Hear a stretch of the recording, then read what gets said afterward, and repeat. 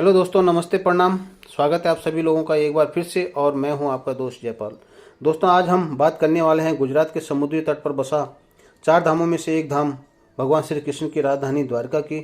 और आज की वीडियो में हम जानेंगे कि द्वारका मंदिर हमें कैसे पहुंचना है, द्वारकाधीश के दर्शन कब और कैसे करेंगे, और द्वारकाधीश मंदिर के अलावा और कौन कौन से मंदिर या टूरिस्ट प्लेस हैं जहाँ हम एक्सप्लोर कर सकते हैं, यहाँ आने जाने का क्या साधन रहने वाला है, और साथ ही रहने से लेकर खाने पीने की क्या व्यवस्था रहेगी, और अंत में हम जानेंगे कि द्वारका के लिए कुल कितना खर्चा आएगा।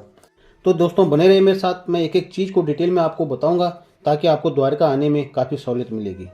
सबसे पहले बात करते हैं कि हम द्वारका कैसे पहुंचे। दोस्तों, द्वारका आने के लिए हमारे पास 3 ऑप्शन है, 3 मार्ग हैं: रेल मार्ग, सड़क मार्ग, हवाई मार्ग। अगर मैं बात करूं सबसे पहले वाले ऑप्शन की, रेल मार्ग यानी बाई ट्रेन की, तो द्वारका में ही स्टेशन है, आप डायरेक्ट द्वारका आ सकते हैं अपने शहर से, यदि आपके शहर से कोई डायरेक्ट ट्रेन द्वारका आती हो। नहीं तो फिर आप राजकोट या जामनगर आकर वहाँ से दूसरी ट्रेन लेकर आप द्वारका आ सकते हैं। अगर आपके शहर से राजकोट और जामनगर के लिए भी कोई डायरेक्ट ट्रेन नहीं है तो आप अहमदाबाद आ सकते हैं, क्योंकि अहमदाबाद बहुत बड़ा जंक्शन है और वहाँ से आपको द्वारका के लिए बहुत सारी ट्रेनें मिल जाएंगी और आप आराम से द्वारका पहुँच जाओगे। तो ये तो था पहला ऑप्शन बाई ट्रेन का। और अब बात करते हैं बाई रोड की। दोस्तों, अगर आप बाई रोड आ रहे हो, सड़क मार्ग से आ रहे हो, अपने कन्वेंस से आ रहे हो, तो आप अहमदाबाद से राजकोट होते हुए द्वारका पहुंच सकते हो। अगर अब बात करूं मैं बस की, आप बस से आना चाहते हैं तो आपको उसके लिए भी अहमदाबाद आना पड़ेगा और वहां से अपनी बस लेकर, गुजरात ट्रांसपोर्ट की बस लेकर, जो कम से कम 8 से 10 घंटे का समय लेती है द्वारका आने में, द्वारका पहुंच सकते हैं। या तो फिर आप राजकोट आकर भी बस से आ सकते हैं, या फिर आप जामनगर से भी बस से आ सकते हैं द्वारका। तो ये तो था दूसरा ऑप्शन बाई रोड का। और अब बात करते हैं तीसरे ऑप्शन का, फ्लाइट का, बाई एयर का। दोस्तों, अगर आप फ्लाइट से आ रहे हो, बाई एयर आ रहे हो, तो उसके लिए आप जामनगर, राजकोट या फिर सबसे नज़दीकी एयरपोर्ट पोरबंदर आ सकते हैं, जो पोरबंदर से लगभग 100 किलोमीटर की दूरी पर द्वारका है। वहाँ से आप बाई ट्रेन या फिर बाई बस या फिर आप प्राइवेट टैक्सी हायर करके आप द्वारका आ सकते हैं। तो दोस्तों, ये तो था कि हमें द्वारका कैसे पहुंचना है। तो अब हम द्वारका पहुंच चुके हैं, अब हमें करना है दर्शन। तो दर्शन करने से पहले भी बहुत कुछ करना है, वो मैं आपको बताता हूँ। द्वारकाधीश मंदिर के ठीक नीचे गोमती रिवर है, गोमती घाट है, जहाँ पर समुद्र और गोमती नदी का संगम हो रहा है। वहाँ स्नान करने के बाद द्वारकाधीश के दर्शन करना शुभ माना जाता है। तो दोस्तों, आप भी ऐसे करना उचित रहेगा। आप द्वारकाधीश के दर्शन के लिए जा रहे हैं तो आप के पास अगर चमड़े का कोई भी सामान है, या फिर आपका स्मार्ट वॉच है, या फिर रिमोट वाली चाबी है गाड़ी की, तो अपने रूम में रखें, वो बेस्ट है। क्योंकि मंदिर परिसर में मोबाइल कैमरा या कोई भी इलेक्ट्रॉनिक गैजेट अलाउ नहीं है। ये आप सब जमा कर सकते हैं मंदिर ट्रस्ट द्वारा बने लॉकर में फ्री ऑफ कॉस्ट, और उसके बाद फिर आप मंदिर दर्शन के लिए जा सकते हैं। और आपको बता दूं कि मंदिर परिसर के अंदर ही काफ़ी छोटे छोटे मंदिर हैं, भोले बाबा के हैं और रुक्मणी माता का है, बहुत सारे मंदिर हैं छोटे छोटे। आप वहाँ भगवान द्वारकाधीश के अलावा वो आप दर्शन कर सकते हैं।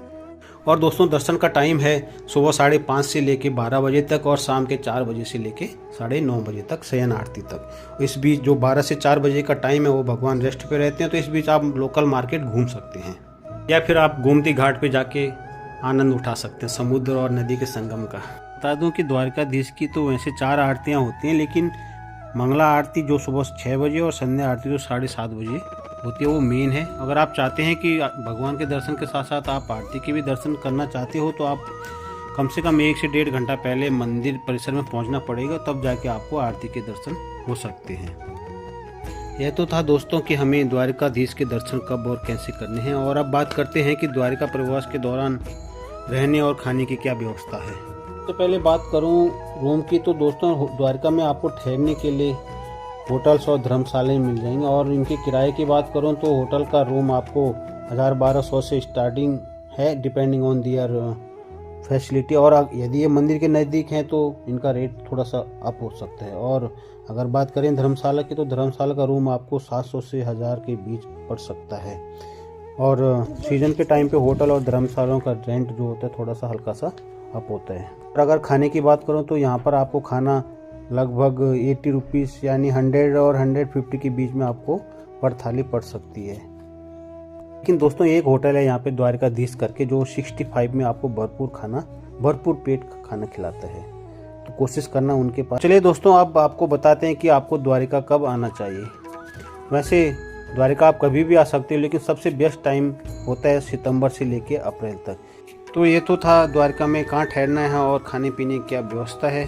तो दोस्तों, अब बात करते हैं कि द्वारका में और कौन से मंदिर हैं द्वारकाधीश की मंदिर के अलावा जहां आप घूम सकते हैं, दर्शन कर सकते हैं। तो मैं आपको बता दूं कि द्वारकाधीश में मंदिर के अलावा द्वारका में बहुत सारे मंदिर हैं जहां आप घूम सकते हैं, जहां दर्शन कर सकते हैं, जिसमें से रुक्मणी मंदिर हो गया, भड़केश्वर महादेव हो गया, गोपी तालाब हो गया और शिवराजपुर बीच हो गया, नागेश्वर महादेव हो गए जो कि द्वादश ज्योतिर्लिंगों में से एक हैं, और सबसे इम्पोर्टेंट बेट द्वारिका है जिसको सोने की द्वारिका भी कहते हैं, जो समुद्र में विलय हो चुकी है। तो दोस्तों अब आप सोच रहे होंगे कि इतनी सारी जगह और कितना टाइम लगेगा और क्या एक ही दिन में कवर होगा, आने का क्या साधन रहेगा। तो आपको बता दूं कि यहाँ आने जाने के लिए आप टैक्सी हायर कर सकते हैं, ऑटो हायर कर सकते हैं, उनके साथ बार्गेनिंग करके 250 से 3000 के बीच उनको फुल डे के लिए बुक कर सकते हो।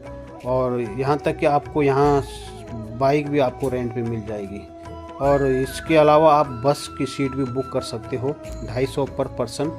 तो मुझे लगता है कि बस सबसे बेस्ट रहेगा, क्योंकि 250 में पूरी इतनी सारी जगह आपको घुमा के वापस शाम को, अगर सुबह निकलेगा तो शाम को वापस आपको द्वारका छोड़ देगा। तो इस तरह से आप 250 में पूरी द्वारका घूम सकते हैं अगर आप बस में जाना चाहोगे तो। और आपको बताते चलूँ दोस्तों, जब कभी आप द्वारका आओगे तो कोशिश करना कि अपने घर से एक चावल की पोटली लेके आएँ। जिस तरह से सुदामा जी लाए थे भगवान कृष्ण के लिए, उसी तरह से आप पोटली लेके आएँ और बेट द्वारिका में भगवान को वेट करें। बेट द्वारिका के बारे में आपको थोड़ा सा बता दूं दोस्तों, बेट द्वारिका एक द्वीप में है जहां जाने के लिए आपको बोट का सहारा लेना पड़ता है समुद्र पार करके। और यहाँ पे भगवान श्री कृष्ण का मंदिर है जहाँ पे भगवान की भेंट, कहा जाता है कि यहीं पे भगवान की भेंट हुई थी अपने प्रिय मित्र सुदामा से। और यहाँ भी मंदिर 12 से 4 के बीच कपाट बंद रहते हैं, तो कोशिश करना 12 से पहले पहुँचें या फिर शाम के 5 बजे के बाद। और बेट द्वारिका में सोने की द्वारिका भी है, संग्रहालय है काफ़ी अच्छा, आप वहाँ जाके घूम सकते हैं। और साथ ही हनुमान जी के पुत्र मगर ध्वज का भी मंदिर है कुछ ही दूरी पे, वहाँ जाके भी आप दर्शन कर सकते हैं। और एक चीज़ और बता दूं दोस्तों कि जब आप यहाँ आओगे तो अपने साथ अपना खाना पीना साथ लेके चलना, क्योंकि ये मुस्लिम बाहुल्य एरिया है, तो यहाँ पे थोड़ा सा खाने पीने की दिक्कत हो सकती है, तो इसलिए खाना पीना अपने साथ में रखना। चलिए दोस्तों, आप बेट द्वारिका से वापस द्वारिका जाते हैं और भड़केश्वर महादेव मंदिर में। भड़केश्वर महादेव मंदिर के लिए कहा जाता है कि भड़केश्वर के जो शिवलिंग है दोस्तों, ये 5000 साल पहले यहीं पे प्रकट हुआ था, और जून जुलाई के महीने में समुद्र खुद इस शिवलिंग को जलाभिषेक करते हैं, क्योंकि बिल्कुल समुद्र के तट पे है, और समुद्र का पानी जब बढ़ता है तो जो आने जाने का रास्ता है पूरा जलमग्न हो जाता है। तो इसलिए यहाँ पे कहते हैं कि जून जुलाई में समुद्र खुद जलाभिषेक करता है शिवलिंग को। दोस्तों हम बात कर चुके हैं हर टॉपिक पे डिटेल में, और अब फाइनली बात करते हैं कि कितना हमारा बजट बैठेगा पर पर्सन, कितना खर्चा आएगा। तो जहाँ तक मुझे लगता है कि पर पर्सन 3 से 4 हज़ार के बीच खर्चा आ सकता है, बट वो डिपेंड करता है कि आपके ऊपर आप कितना खर्चा करना चाहोगे। और अब बात करते हैं कि द्वारका के लिए कितने दिन आपको चाहिए।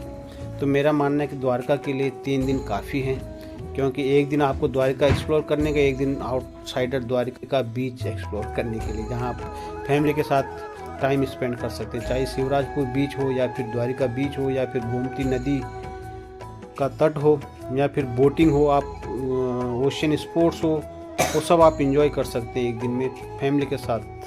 तो दोस्तों ये तो थी इन्फॉर्मेशन आपके लिए द्वारका का, और बताने की वीडियो कैसी लगी। अगर अच्छी लगी तो होगी तो लाइक करना और दोस्तों के साथ शेयर करना, और अगर आप चैनल से नहीं जुड़े होंगे तो चैनल को सब्सक्राइब करके बेल आइकन दबाना ना भूलना। तो फिलहाल ये है द्वारकाधीश नारायण जी का मंदिर।